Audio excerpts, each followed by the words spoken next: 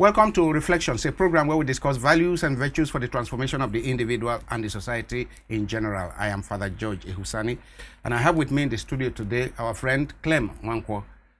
Clem is the one who founded the very first human rights organization in Nigeria, CLO, and then went ahead to found Constitutional Right Project, CRP. Clem has paid his dues, we would say, in Nigeria and in the democratic evolution of Nigeria.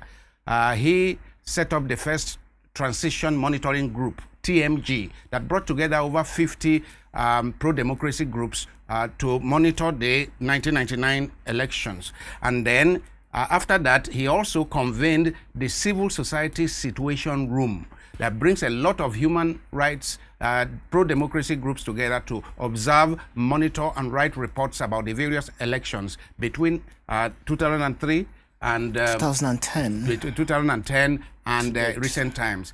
For 10 years, he was the convener or the chairman of that civil society situation room around election observation and monitoring.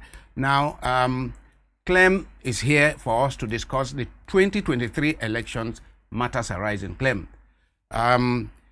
over 300 billion was spent to prepare for this election. And then it took over a year of money being released and to prepare for these elections. Never in my lifetime. I witnessed the 1964 elections. I witnessed the 1979 elections, 1983 elections. I witnessed the 1999 elections, 2003 elections, 2007 elections, and so on. But I have never seen the level of mobilization that went in for this election. And I think it is a world record, the number of young people of voting age that were mobilized for this election. People who went 2, 3, 4, 5 days in order to get their PVCs. Young people who spent their money to help others get their PVCs. And then the sacrifices made around the election. People went believing that elections will start at 8:30 in the morning, and some went at 7 a.m. In fact, I have some, including some of my people here, who went to a hotel to sleep near their voting booth because they had moved and their voting units have not been transferred. Some spent 24 hours, meaning they went at 7:30, 8 a.m. on Saturday and returned home at 6, 7 a.m. on Sunday just to vote. And they voted with all enthusiasm and commitment. And then, midway through election day, February 25, they began to see things that were, unimaginable. Vote box snatching, talks coming in to disband everybody that was in a line, and all kinds of disruptions, irregularities. There were not enough voting papers in many places. There were even simple a thing as ink pad was missing in a few places. And then above all, what helped to mobilize people and agencies like Terra that got involved, what helped to mobilize us and generate our interest, and we too went out generating the interest of people, is that this 2022 election law, what do you call it? The 2022 Electoral Act gave us confidence that our votes will count. And they said it will be electronically captured, digitally captured, and that they will snap the result at the polling unit and upload to IREF, the portal. Clem, that did not happen. And yet, on the 1st of March, a president has been announced for Nigeria. You have been the expert in this area. What's your impression of the 2023 presidential election? Thank you, Father. I think that when you look at what happened, and you cite the example of people being in polling units for extensive hours, I had my own experience. I voted in Abuja, in Asokoro, right next to the Catholic Church on the Kwame Nkrumah Crescent. Yes, and I took my number in the morning. I was 780 wow, on the queue in one polling unit. Now that immediately tells you that something is wrong, because there were not supposed to be more than a certain number registered in each polling unit. For me, that was an alarm bell. And I kept calling back to check when it's getting to my turn. First of all, the delay in starting, and I didn't personally get to vote until 8 p.m. 8 p.m. And at about 8 p.m., it was still an extensive queue. So after your own 700 and... It had a polling unit of 3,000. Wow. So there were several other people, and voting in that particular polling unit did not end till about 1:30 a.m.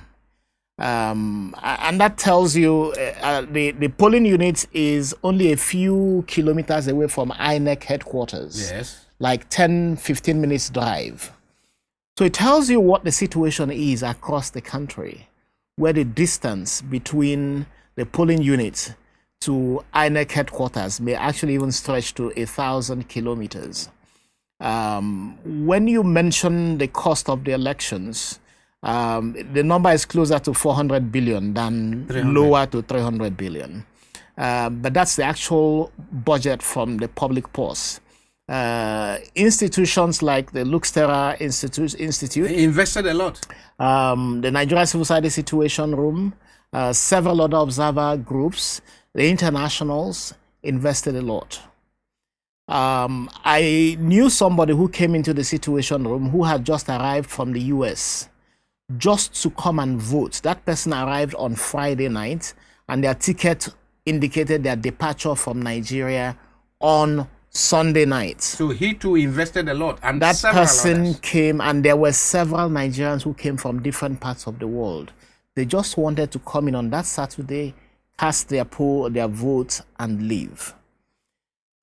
The number of organizations that INEC registered as Nigerian observers, those that they approved, numbered close to 200, the highest ever. Organizations. I know the number of thousands that Caritas Nigeria mobilized. No, I'm talking of organizations, yes, not the millions of people who observed. Okay.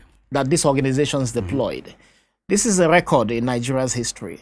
The number of international organizations that were also accredited and approved to come into Nigeria and observe the elections was an incredible number. Now, to bring in all of these observers, bring in internationals, former South African President Thabo Mbeki was here. Former Kenyan President Kenyatta was here.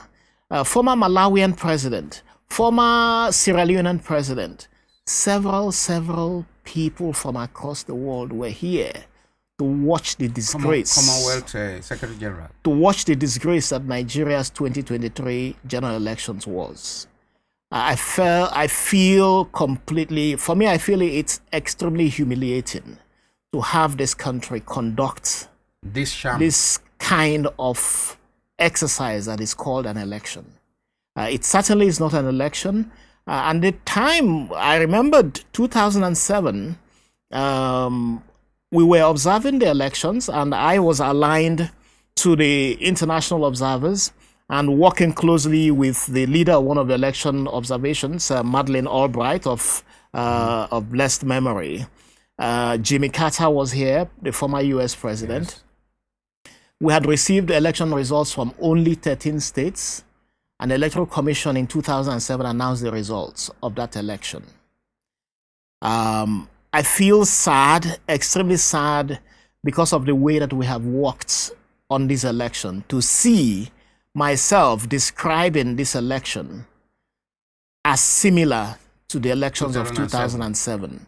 It's a disgrace to this country, and I feel that this country does not deserve what we received with the 2023 general elections. It's disgraceful. It wasn't an election. It wasn't an election. It's a sham. I have been reflecting on this. I mean, I have spent the last few days simply calming down the nerves of people.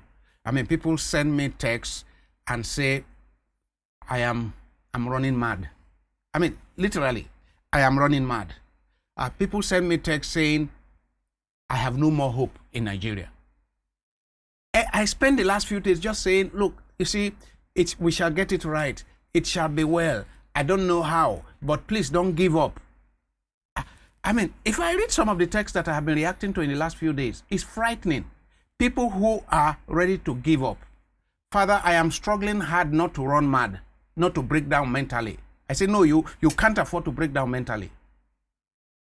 And it is, I don't know whether those in the hem of our fears, whether they don't have people who send them the kind of messages that I have been receiving. No, I think it's a sense in which people feel that citizens don't matter, the sense of impunity in the worst conduct. And that's why you would see people come out and say, if you're not satisfied, go to court. It's a sense in which you feel that it doesn't matter even if you go to court. We have the courts in our pockets. That's really what I see. And yet we cannot give up hope. The facts that we are looking and are speaking about the despicable conduct of this election. You see, the day after, when I saw what was going on, I issued a statement. 2023 elections, a call for restraint. I issued a short video message, and people started reacting to that message. One is that, well, Father George, I was an accredited observer. This whole aftermath is painful, inconceivable. Even a jungle has some rules. A fish won't be found in a tree. A monkey won't eat a pig. A bird won't roar. So painful how low Nigeria has sunk. Then the person continued, a lady, and this is a lawyer. He says, it will be gross injustice to consider the matter ended and to accept a winner now, considering that the electronic transmission that the law introduced was practically a no-show beyond the voting level. These electronic elections have been scored very low by both domestic and international observers. Too much controversy has marred this process. Clearly documented falsifications. And I'm saying, I don't know what the laws are, but elections are supposed to be transparent and credible. The process that brings up a leader in Nigeria at any level is supposed to be transparent and credible. For 1 year, after the passing of the Electoral Act, INEC has been telling us that, listen, this one, your votes will count because we are going to transmit the result electronically. And that's what you guys have been fighting for years. And that's the reason why because young people know how they used to thumb print, young people who know how they used to snatch voter boxes, young people know how all this used to be done. So young people had no interest in registering for elections. But when they were told that, look, you will count your votes at the polling booth, and that there and then, with all the agents present, they will write the total numbers, everyone will sign, and it will be transmitted electronically. This did not happen, so I don't know how the lawyers are going to deal with this. Father, I know the Electoral Act very deeply, and that's because I personally worked with the National Assembly. You were part of it, yes. To go through every stage of what the National Assembly did, including preparing the document itself. So I think that we communicated to Nigerians even during that process. Civil society organizations were involved in the process. They communicated to Nigerians what they wanted. And following from all of the consultations made, an electoral act that almost everybody was very happy with its contents. Every one of us. Was produced. And I remember the pressure that civil society mounted on the president to assent to the bill. I remember the pressure that came upon us, even in PLAC, who were working very closely with National Assembly committees to ensure that no document is produced that does not reflect the sentiments of Nigerians. And that was what happened. And, you know, the committees themselves even became part of the emotion, because they also, the two chairmen in the two committees, Senator Gaya and Honorable Duku, were part of the emotion and worked to ensure that bill the came bill out passed, as yes. Nigerians wanted, and the president assented to it. So citizens were empowered by the simple act, or the simple fact that the act was now passed. And they took the promise that the act represented forward. But beyond that, they took the promises made by the INEC chairman and his commissioners. This chairman went everywhere, spoke everywhere with his commissioners to say, we will do what the act says. And I remember during the drafting of the act, they were the ones who even brought some of the weddings that were inserted into the act. I mean, I still remember... Father, hold on. So it's not just a question that they had an act thrown at them. No, they were part of it. It was that they were in the committee that produced the act. And they wanted certain things included in the act. And it was acceded to.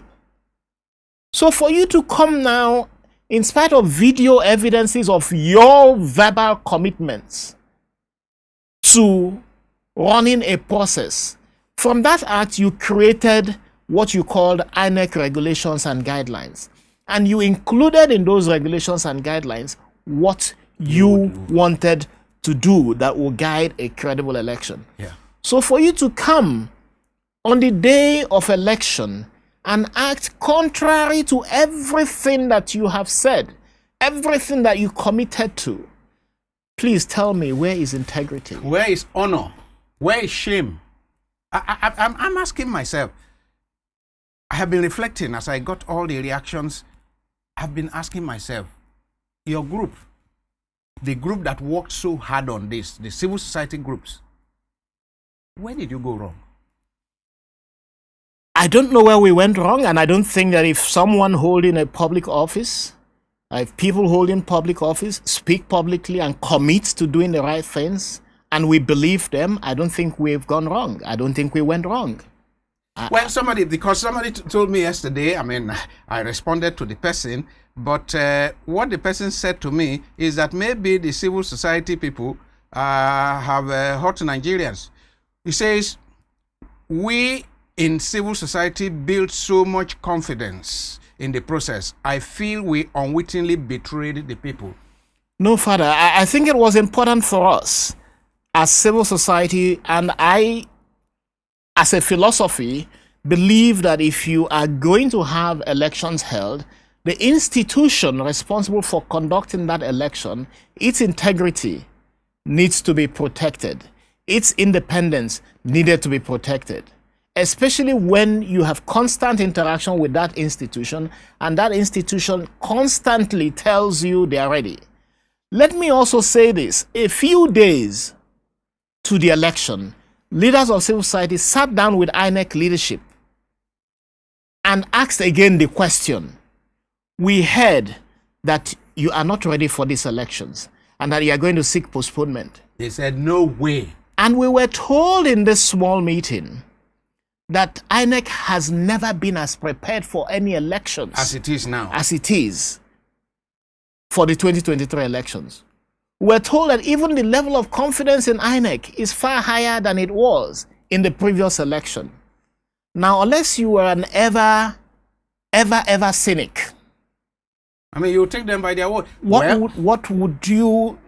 I mean, this wasn't a public conversation. Just before we came to this studio, one of those sending me messages said, Father, I think we invested so much in young Nigerians, telling them to vote, telling them to have faith in the process, telling them, to come out and so on and so forth, but that perhaps we should have invested more in INEC to ensure that there is credibility in the conduct from point of view of the institution superintendent. No, I disagree with that. I think we should have invested more in mandate protection. We should have, if you remember in 2015, General Aziza, the National Security Advisor at the time, said that people should vote and leave the polling vicinity. We challenged that. And we said, first of all, General Aziza has no business talking about elections. So he should shut up. We said to citizens, if you vote, stay there. You should stay there and defend your mandate. We failed to do that this time. No, but more importantly, people stayed till late to ensure that Yes, they counted. we didn't emphasize that as civil society.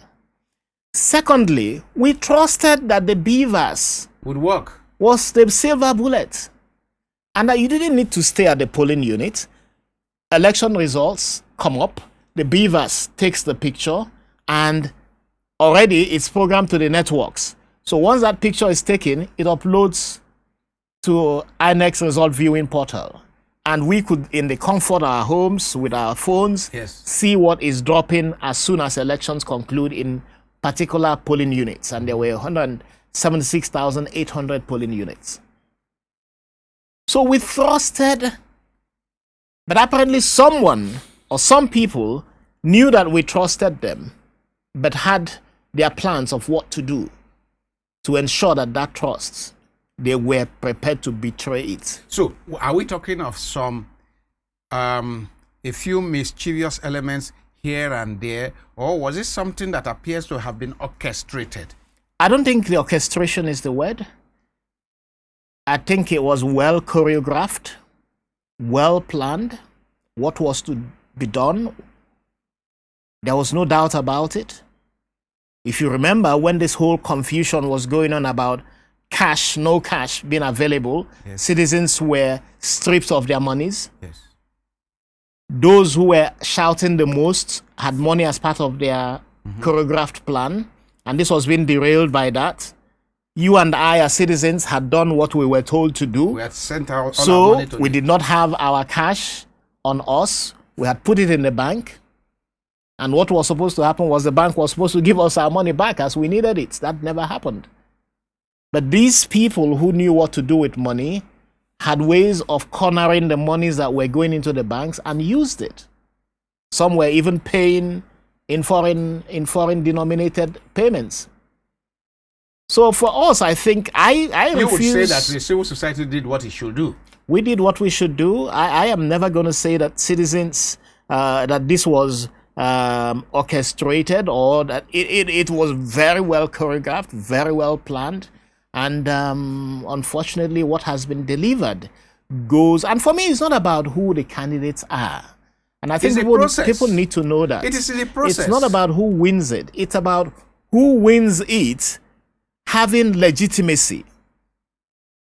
So you probably are going to have a government coming into office lacking legitimacy, lacking credibility, and there are consequences for it. Of course. I mean, how do you sit down and say that is your president when you know that not only you didn't vote him, but that all the people you know around you? Well, I don't. For me, it's not a question whether, and I'm not never going to say who I voted for. It's not a question whether I voted for a president or not. It's a question that the process that is throwing up is winner declared by INEC violates everything that I know related to election decency and integrity. That's what the issue is. So it's about, I mean, for you that you have been in election monitoring or observation, it's not about who you voted for, who you didn't. It's about, is the process clean? Does it follow the law? The law that you spent a lot of your life making sure that it's in place, does it follow the law? Does it follow the guidelines that the monitoring agency, the election agency, INEC, brought out? If it does not follow it, then it raises serious questions of justice and of morality and ethics and all that. We would bring this segment to an end, Clem, and we'll have another segment to ask where we go from here. I've been speaking to Clem Nwankwo, Executive Director of Policy and Legislative Advocacy, Legal Advocacy Center, PLAC, who has, like I said at the beginning, paid his dues because he has been promoting democracy since he was a young graduate lawyer. And it means, with what we are seeing now, it means the work is not finished. You still have a lot of work because your children will need a better country than the one we are seeing. Well, my children are of voting age. Some of my children are of voting age. They are exceedingly disappointed in what has happened. What do you want to tell? What will you tell them? Well, what I've been saying to them is that this is a struggle that's been on from even for myself, even before I became of voting age myself, and it's a struggle that hasn't ended, and we all need to keep up. The struggle continues, and may the Lord see us through someday. Amen. Amen.